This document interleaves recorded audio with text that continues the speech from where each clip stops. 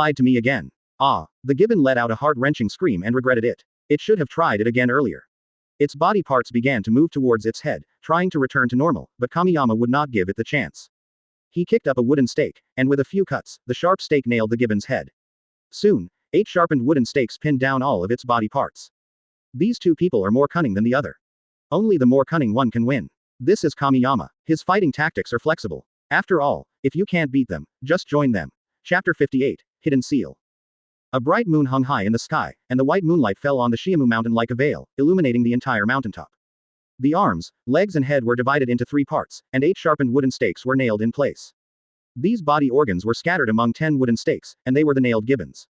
Its egg-sized eyes flashed a cunning and strange red light, and it had another trick up its sleeve. Because it knew that the person in front of it would not kill itself immediately. It had said that it would let the sun kill itself. Despicable human, give me a quick death. It is really ridiculous that an evil ghost who enjoys killing people is cursing the ghost hunters for being despicable. I won't. Kamiyama rolled his eyes at him. He reached into his arms and pulled out a tube of wisteria poison, which came with a syringe. The 10th edition of wisteria flowers is extremely poisonous to ghosts. This is the most miserable way to die.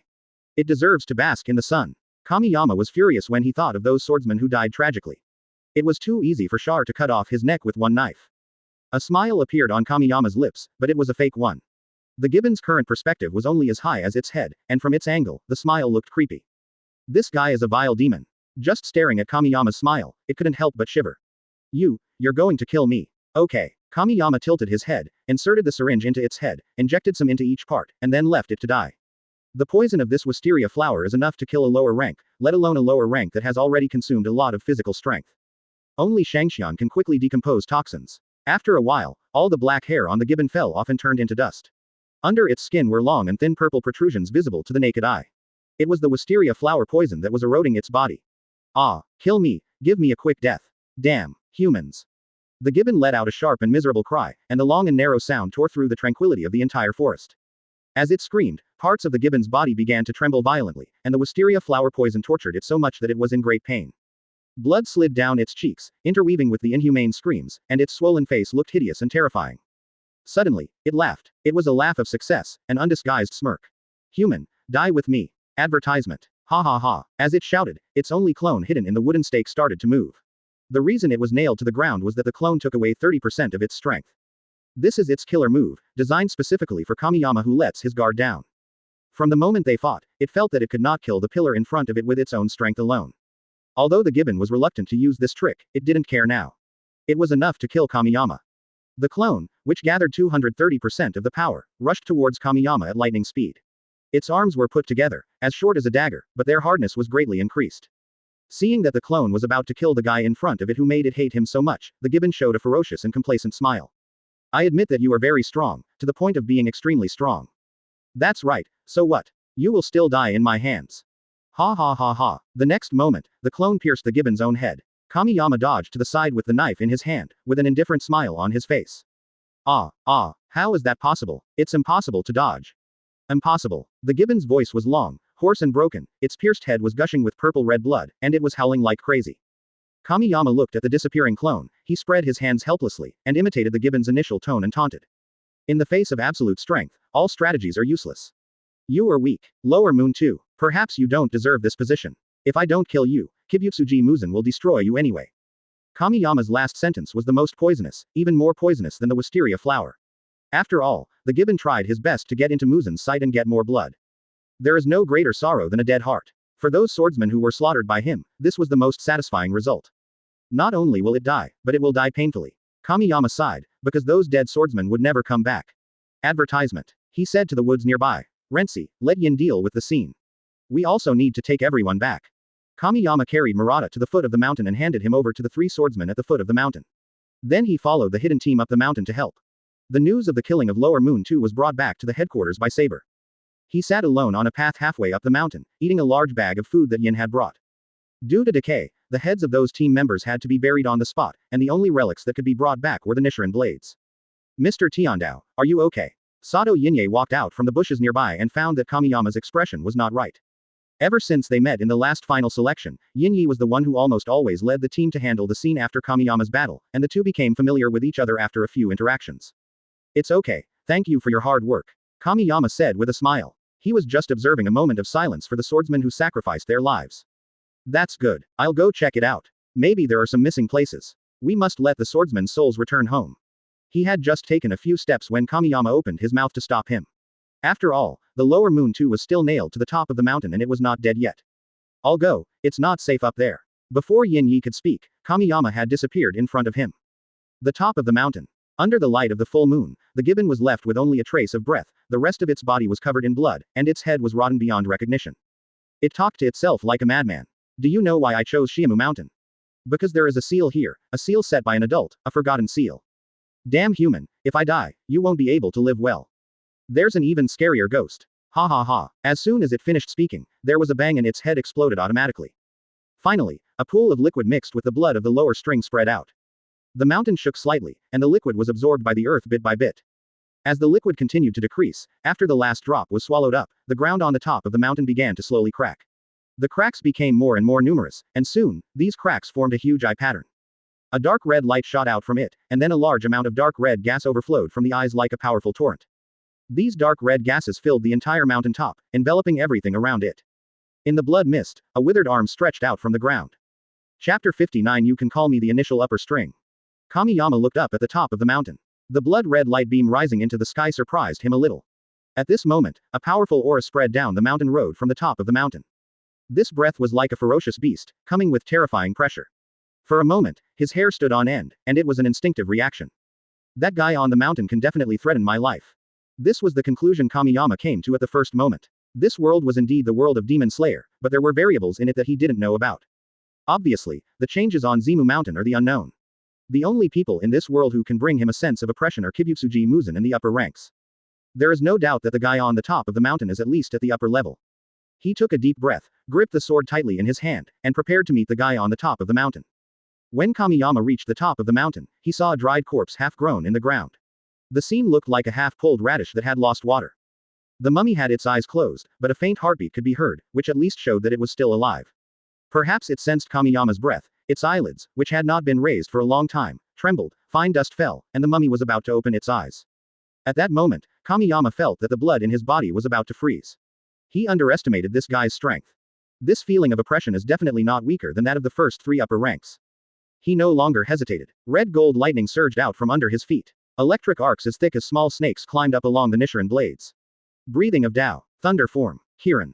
Looking down from the air, you could see the surging lightning roaring and raging, submerging the entire mountaintop in a dazzling light. The red gold light illuminated the night sky. The originally dark mountaintop was now brightly illuminated, turning into a stage that seemed to be made of lightning.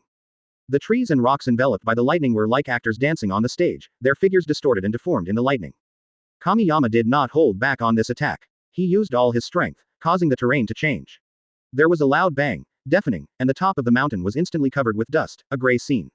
As a strong wind blew, two figures emerged from the dust. The mummy used its hand to block Kamiyama's full-strength sword attack, and similarly, its shriveled arm was in danger of falling apart. Advertisement. But its eyes opened. They were a pair of eyes full of light. The dark red pupils were like two full moons, full of murderous intent. These are not the eyes a mummy should have. Kamiyama was stunned. Now he was absolutely sure that this half-mummy was definitely an upper rank among the 12 Kazuki, and an extremely powerful one at that. After all, no one knew how many years it had been buried underground. Realizing something was wrong, he quickly distanced himself, and the mummy's arm collapsed and turned into dust. Its cracked lips opened and closed slightly, and its eyes sparkled with admiration, and it said, "Boy, you are very talented. You are the strongest person I have ever seen. Are you interested in being my subordinate?" I don't think Muzan will say no. Now it was Kamiyama's turn to be confused. This guy just called the scumbag boss by his name. Damn. Sigma Odo, no. How come it wasn't cursed to death? A mystery arose in his mind. This was different from the setting Kamiyama knew. I'm not interested. I will only be an enemy of ghosts. After a brief shock, he decisively rejected the other party's proposal. Oh, the mummy nodded nonchalantly. It just hoped not to force it. Besides, it might not be able to kill the young man in front of it after just waking up, otherwise it could threaten him with force. But now the most that can happen is that both sides will suffer losses, which is why it admires the other party. The sword strike just now was stronger than any human it had ever seen, and judging from his age, this boy was not that old, which also meant that he still had room to grow. By the way, how many years has it been peaceful now? Asked the mummy. Anyway, there was someone in front of him so he could ask for more information he needed. Kamiyama was shocked when he heard this, because the era mentioned by the mummy was exactly the time when Muzan just turned into a ghost. No wonder he said that he was the most talented human being. After all, there was no legend named Yoriichi Sugakuni in that era because he was not born yet. Could this guy be the human who was turned into a ghost by Muzan during that era? It's been nearly 1,000 years since the era you know. Kamiyama answered truthfully. The other party wanted to know something, and so did he. At the moment, it seems that the mummy has no intention of continuing to attack. As soon as he finished speaking, the mummy's eyes dimmed for a moment, then he sighed and murmured. Advertisement. Has it been that long? Who are you? Kamiyama took the opportunity to ask. Of course, he didn't think the other party could answer him. Me, you can call me the initial upper string, said the mummy. That should be the name. After all, it was me who proposed it to Muzan. After so long, I don't know if it has adopted this name. It mutters to itself, and its brief words contain explosive news. Kamiyama couldn't help swallowing his saliva. Initial winding, are you kidding? Suddenly, a small earthquake occurred on the top of the mountain. At the same time, the shriveled body of the mummy became fuller. It completely absorbed the ghost blood of the gibbon, and the pressure increased again. I saw it supporting the ground with one hand, and then pulling itself out of the crack. The warrior clothes on the mummy turned into dust and fell off. There were still hard bumps on its body that were as big as eyeballs, but because of lack of water, they were wrinkled and only the skin was left. It swayed without even looking at Kamiyama, and in the blink of an eye only a blurry afterimage was left. Not good. Kamiyama came to his senses and quickly turned around to chase down the mountain. The hidden team was still there. Halfway up the mountain, Yin Yi slumped on the ground, surrounded by equally frightened teammates. The mummy grabbed a hidden team member with one hand, and without saying a word, bit his neck, and bright red blood flowed. In a flash, the team member turned into a mummy. After sucking all the blood out of a person, its complexion regained some redness, a hard lump on its chest slowly opened, and a dark red eye emitted a cold light. It threw the corpse away like garbage, and its big hand, which had regained some color, grabbed Yin Yi. Just when it was about to succeed, a huge figure dropped from the sky and wrapped around it at lightning speed. It was a deep blue dragon, its body coiling and winding, its scales as hard as steel flashing with a cold light.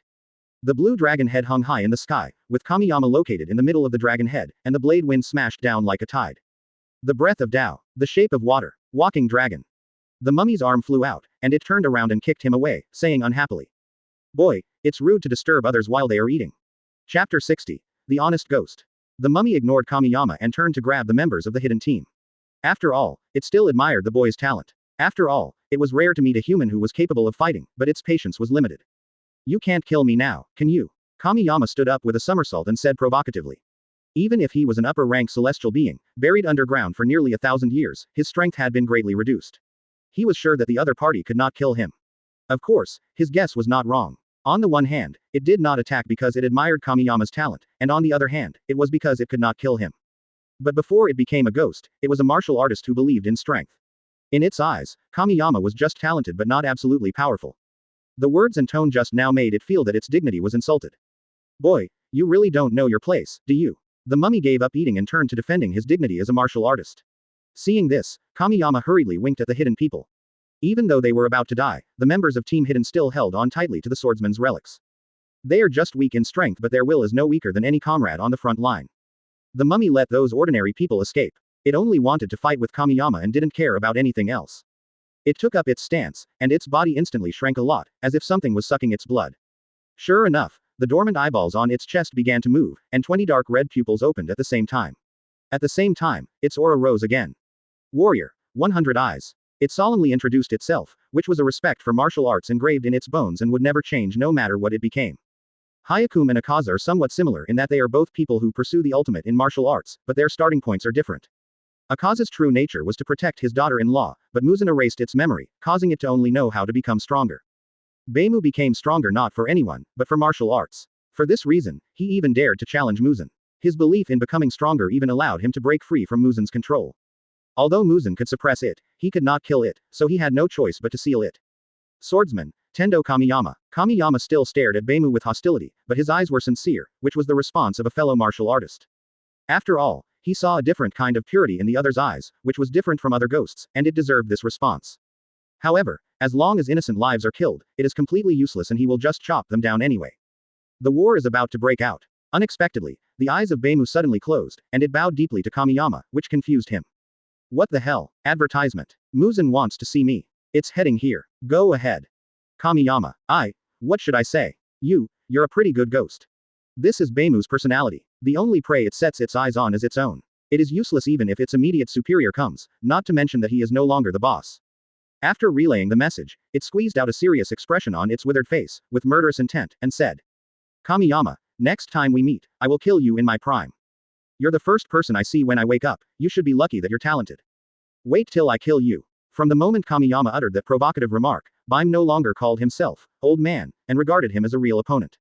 After saying that, it turned around and jumped off the cliff because it could travel faster that way. The competition ended before it even began, and ended so hastily. It's got personality. After a pause, Kamiyama spoke slowly. It was the first time he saw a guy reporting the location of his immediate superior to the enemy, and he could tell that Beimou was a very honest guy. It says Muzan is coming, so it must be coming. Under the moonlight, Beimou was like a fuel truck, moving rapidly among the mountains and fields. Soon, it arrived at the other end of Zimu Mountain. In the endless darkness, two figures stood quietly. The aura emanating from them seemed to be able to suppress the entire world. This terrifying pressure was as heavy as a mountain, making it impossible to breathe. Under this pressure, Beimu's body was covered with cracks, like a ceramic doll about to break. No matter what its body looks like, there is only unyielding spirit in its eyes. The fact that it dares to come means it is not afraid. Bai Mu, do you realize your mistake? Muzan's cold voice sounded. It was just surprised that this super traitor had awakened. It thought that this guy had died underground a long time ago. Who knew that things would not go as planned? Beimu was still alive and the gibbon knew the location of the seal. Muzan, do you want to kill me? You couldn't do it 1,000 years ago, and you won't be able to do it 1,000 years later. Advertisement. Beimu just went up and fought hard, not caring about any other details. Presumptuous. A shout was heard from the darkness, and then a huge crescent-shaped blade broke through the air. Wherever the blade wind passed, the air made a mournful sound, which showed how powerful the person who made the move was. Faced with such a perverted attack, Beimu was not afraid but laughed instead. After all, the blood he had just consumed had not been used up yet. 20 dark red eyes emitted a strange halo in the darkness, and a huge vertical pupil emerged from under its feet. In an instant, its body was sucked dry, leaving it only slightly thicker than a bamboo pole. This almost drained all of Beimu's blood. In less than a breath, the arm that was cut off by Kamiyama was restored to its original state. 2 arms as thin as paper slapped the oncoming blade wind, and with a bang, the blade wind turned into fragments and flew away. Beimu laughed like a drunkard and said excitedly. Very strong, I like it. The times 1,000 years from now are really interesting. Another powerful swordsman. Ha ha ha. The next moment, dozens of crescent-shaped blade winds flew towards Beimu like a violent storm, accompanied by Kokushibu's extremely unhappy questioning. What is it called, again? It was obvious that Beimu had put himself on the same level as that unknown person. That was something Kokushibo, who pursued perfection, could not tolerate. Just as the blade wind was about to engulf Beimu, Muzan, who was wearing a suit, suddenly stood in front of it. 9 pipe whips pierced through the suit and swept away, shattering all the blade winds. Beimu, you are still the same as always. I really want to kill you. Muzan did not hide his disgust at all. He also wanted to kill Beimu, but he couldn't do it because Beimu was the same as him. He would also self-destruct to save his life. If this thing hadn't taken the initiative to challenge Muzan, Muzan would never have been able to find it, let alone seal it. The trashy boss hates Beimu much more than he hates Doma. One of these two guys is not afraid of death and death is no threat to him at all. One can never die no matter how hard he tries. This is the story of the biggest traitor in the boss trashy ultimate creature Blue Beyond was Search Company, Limited, an honest boy. It means Beimu. Chapter 61 Yushiro. Asakusa. The streets are brightly lit and there are constant hawking sounds in front of various shops. Although it is far inferior to the era when Kamiyama lived, the shining neon lights reveal a sense of luxury that is incompatible with this era. The night seems like the day, and Kyoto, which is so decadent and extravagant, may be the only daytime when ghosts can move around. After solving the Shameyama incident, Kamiyama completed 2 more missions, the most recent of which was in the bustling Asakusa district of Kyoto. His bright golden eyes moved back and forth on the street, and soon he locked onto a restaurant, which was obviously a time-honored restaurant that served delicious food. This is a foodie's intuition. After entering the restaurant, he chose a seat by the window and ordered the dishes as usual, ordering everything on the menu 10 times, since he had money anyway. The waiter served the dishes with a smile the whole time. It was not a professional smile but a smile that came from the heart to the sponsor. Eating delicious food and enjoying the beautiful night view at the same time, I feel so happy. At this moment, the holy blade flew in from the window with a letter tied to its leg. The woman who was waiting to serve Kamiyama at the side immediately stepped forward to drive the bird away, thinking that it would be bad if a bird suddenly flew in and disturbed the sponsor's meal. Stop, stop, stop. Kamiyama hurriedly stopped the waiter and explained, this is my pet. Give it the most expensive rice you have. Money is not a problem. Oh, and freshly squeezed juice, he loves it. The waitress was stunned by the boastful remarks made by this wealthy man. She looked at Kamiyama with a tearful look in her eyes. You know, the consumption of his table alone was equal to the daily revenue. Okay, please wait a moment. The waiter bent over, revealing a patch of white. He had no interest in the busty girl in front of him. No matter how pretty she was, she couldn't stand it. As soon as the waiter left, the holy blade used pecking breath to hit Kamiyama's head, causing him to scream in pain. Then, its cold and arrogant voice sounded, with a somewhat unhappy tone, saying, I'm not a pet, you good for nothing. Okay, I was wrong. Kamiyama responded very perfunctorily, rubbed his forehead, and continued to eat. HMPH. Holy Blade turned his little head and snorted coldly. He was eating while reading a letter, which was written by Kagaya. In addition to daily greetings, it mentioned the most important thing, which was the pillar meeting. Advertisement. The Lord asked Kamiyama to rush back to the headquarters to attend the meeting as soon as possible. It seemed that there were 5 or 6 people who could be promoted to pillars this time, which surprised him. After receiving the notice, Kamiyama decided not to continue the mission. It would be better to rush back as soon as possible and also think of a title for himself. My head hurts just thinking about it. While I was in a daze, I saw a man in a white kimono walking past the window. He was walking very fast and was wearing a hat. However, Kamiyama was able to see the other person's appearance clearly, light green hair and lavender pupils. For a moment, he thought of a ghost. Yushiro. When the other party walked away, Kamiyama whispered to the Holy Blade. Follow it. Holy Blade rolled his eyes at his master and thought to himself, I have to work as soon as I landed, why don't you go by yourself? It's a ghost. As soon as he finished speaking, Saber left the restaurant and followed him. When it came to ghosts, this was a job he couldn't refuse. It flies high into the sky, and even though it is bright below, it can still hide itself well. The Saber followed Yushiro to a pharmacy, where the other party bought a lot of medicinal herbs. It could be seen that the ghost was very alert. After buying the herbs, Yushiro came to a deserted alley where someone was waiting for him. It first explored the surroundings, and then said to the person in front of it. Show me the goods. Money is not a problem. You're an old customer, why don't you trust me? The man joked, but he still opened the suitcase obediently because he knew the boy in front of him was not someone he was going to mess with. Most importantly, he always had the illusion that he was the prey being stared at by a predator. In the suitcase were several cans of red liquid, or to be more precise, blood, human blood. Yushiro picked up one of the cans and sniffed it, confirming that it was fine, then closed the suitcase and paid. I'll tell you the location of the next transaction. Give the money to the person selling blood. You'll get a lot of commission. Don't let me catch you taking it for yourself, or you'll die. Advertisement. His tone was like an extremely sharp knife, stabbing at the other person coldly. It was a voice full of intimidation that made the man feel fearful. Yes, yes, yes. Of course, its words were only meant to intimidate others. After all, it had never killed a chicken, so how could it possibly kill someone? The man sneaked out of the alley and Yushiro turned and walked towards the dead end behind him. The next moment, it walked into the wall so smoothly, as if by magic. This little trick is its blood demon art, eye hidden, and it is used to prevent tracking. Mayan is an ability related to vision, which can block the vision of others. The more objects are hidden, the weaker the effect will be, or it may make people see things that are not normally visible. It can also be activated through a spell to achieve the effect of allowing the spell bearer to share vision, and even create a visual illusion. After Yushiro disappeared, Kamiyama jumped from the rooftop into the alley and hurriedly followed him. He has always had an idea, that is, to use Tamayo's medical skills and his own blood to create a special medicine to eliminate the sequelae of the stripes. For Kamiyama, although he was not born with stripes, the strong adaptability of his blood can make up for it, and he is not afraid of the negative effects brought by the stripes at all. However, no one else in the Demon Slayer Corps has this ability, and he doesn't want his companions who have activated the marks to die young, so he can only work on his own blood. Although Weijia and Shinobu also come from medical families, they are ultimately no match for Tamayo, who has been a doctor for hundreds of years. After all, the latter can even make a drug that can turn people into humans. Looking at the alley from the night sky, Yushiro first walked straight ahead. Every 10 or so meters he would pass through a false wall, but the wall would disappear a few seconds after he passed through it. After passing through 20 false walls in a row, it quickly turned left, then turned left again, then turned right, and then turned left again. After coming to an alley entrance that was similar to a cross, it went straight and left a false wall behind. This roundabout way of traveling can perfectly avoid 99.9% of the risk of being followed. This cannot be blamed on it. After all, Tamayo has been on Muzan's wanted list for hundreds of years, and it can only do this to protect Tamayo. Ouch. I'll go. Won't Yushiro get himself dizzy? Kamiyama, bewildered, stood at the intersection, staring at the 3 intersections in a daze. God had no idea which intersection Yushiro went to. It really gave him a headache. Being so cautious, he had to admit that the other party was very good at running away. It was no wonder that Muzan couldn't catch them.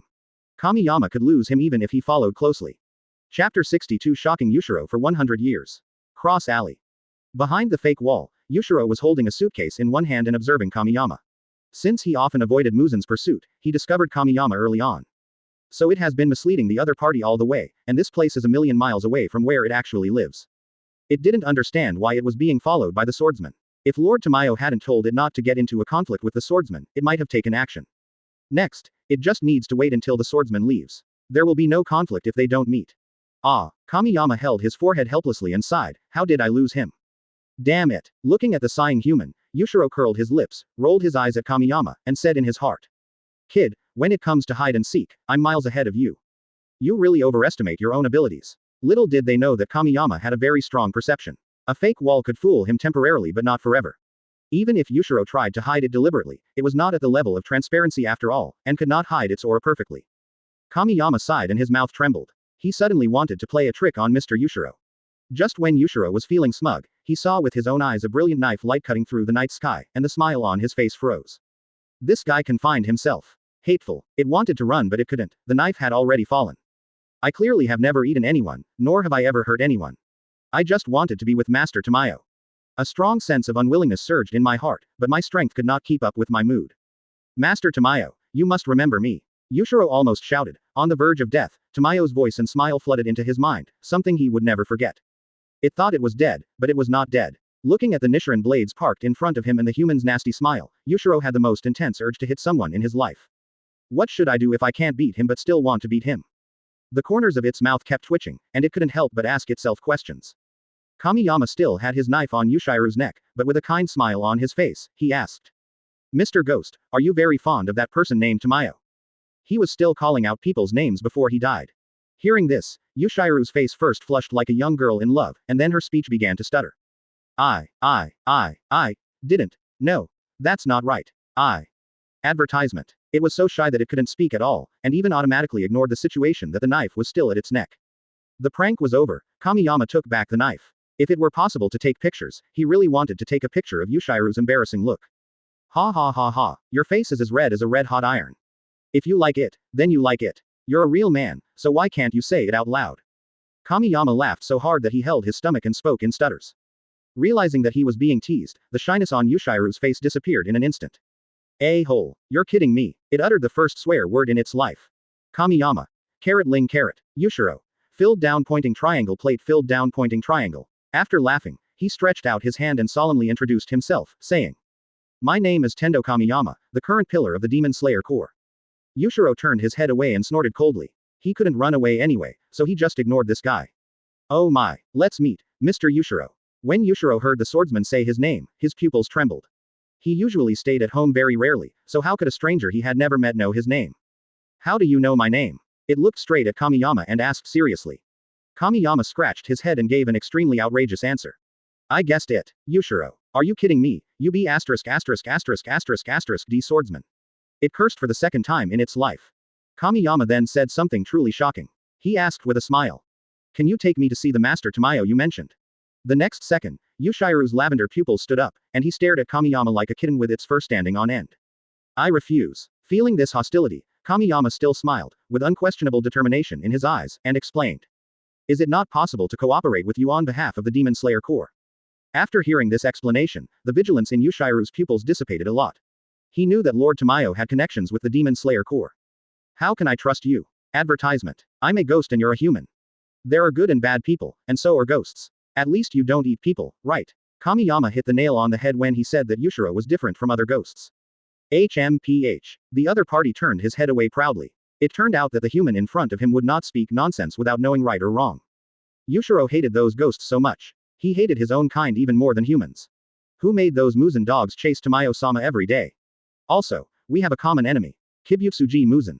Hearing this disgusting name, Yushiro's favorability towards Kamiyama increased from -100 to +1. This shows how much it hates Muzan. Yes, Muzan should die. When he dies, everyone will be happy. But I still can't believe you. You just wanted to kill me. Yushiro complained in great displeasure. At this point, he actually knew clearly in his heart that the human in front of him had no intention of killing him at all. The actions he just took might be a sign that he is simply sick.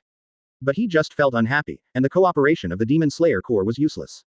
I was just joking. Kamiyama scratched the back of his head embarrassedly. It was just a spur-of-the-moment thing, there was nothing he could do.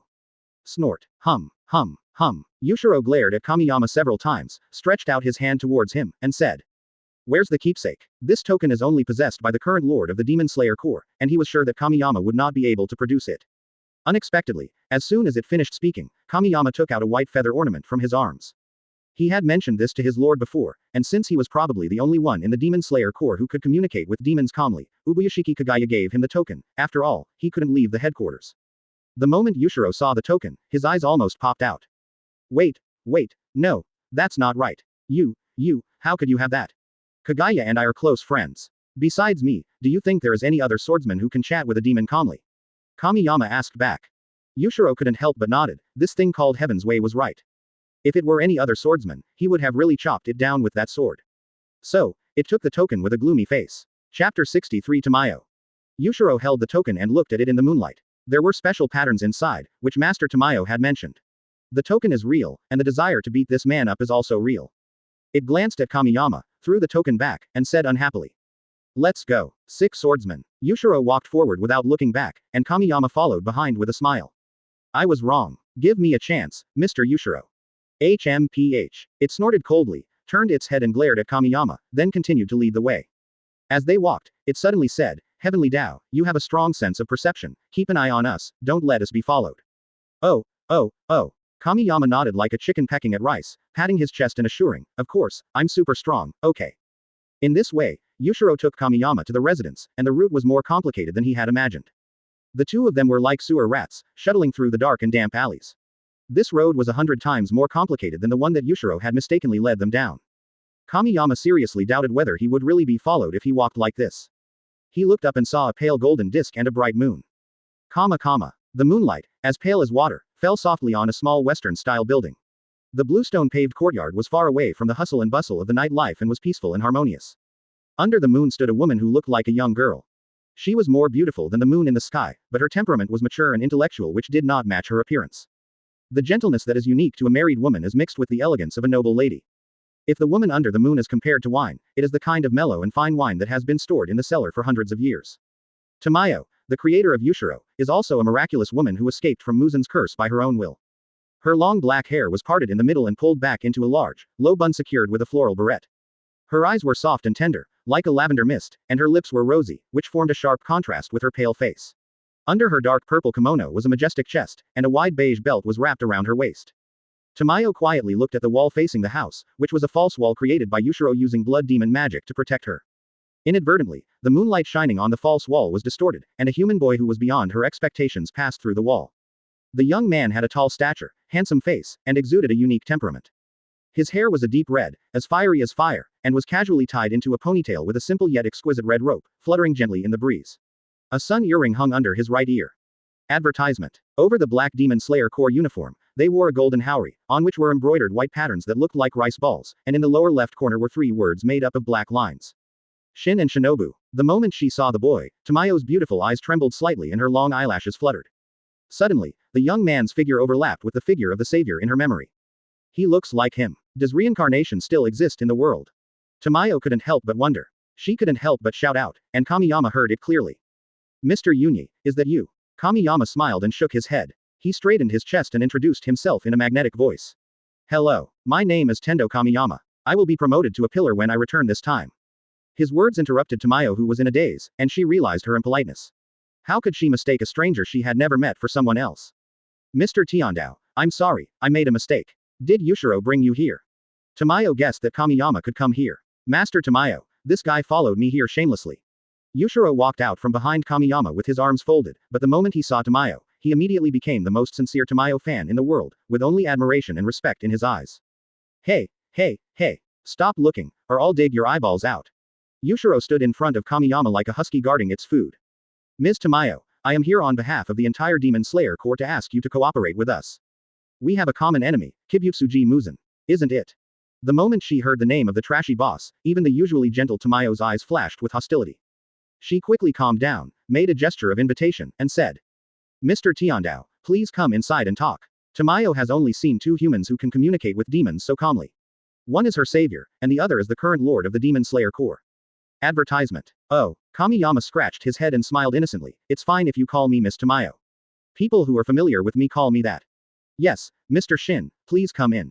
Tamayo smiled, glanced at Yushiro, and asked, Yushiro, please make some tea. Okay. Yushiro naturally went happily to help Master Tamayo. Before leaving, he did not forget to whisper a warning to Kamiyama.